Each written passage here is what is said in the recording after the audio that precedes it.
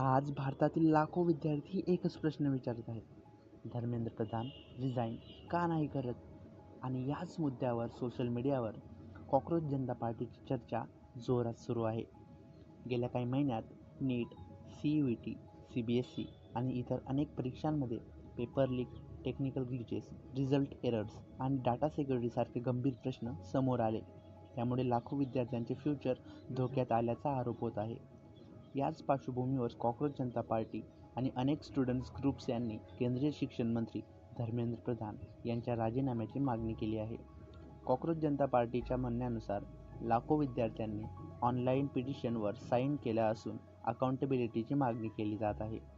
या आंदोलनात आणखी वेग देण्यासाठी कॉक्रोच जनता पार्टीचे संस्थापक अभिजित दीपके यांनी 6 जून रोजी दिल्लीतील जंतर मंतर येथे शांततापूर्ण आंदोलनाची घोषणा केली आहे.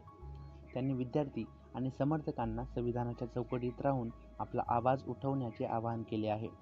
युवकांना मुख्य प्रश्न हा आहे की जर परीक्षा व्यवस्थेमध्ये सतत चुका होत असतील तर त्याची जबाबदारी कोण घेणार? आजचा यूथ फक्त डिग्री नाही तर फेअर अपॉर्च्युनिटीज, ट्रान्सपरन्सी आणि अकाउंटेबिलिटी मागत आहे. यांना पॉलिटिकल प्रॉमिसेसपेक्षा रिझल्ट्स हवे आहेत. धर्मेंद्र प्रधान यांनी रिझाईन करावं की नाही याचा अंतिम निर्णय सरकार आणि त्या संबंधित संस्थांकडे आहे.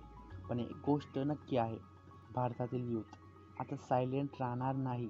ते प्रश्न विचारत आहेत, अकाउंटेबिलिटी मागत आहेत आणि आपल्या फ्युचरसाठी आवाज उठवत आहेत. 6 जूनचं आंदोलन किती मोठं होतं आणि त्याचा काय परिणाम होतो याकडे आता संपूर्ण देशाचं लक्ष लागलं आहे. तुमचं मत काय? एज्युकेशन सिस्टममध्ये बदलाची गरज आहे का? कमेंट करून नक्की सांगा. धन्यवाद.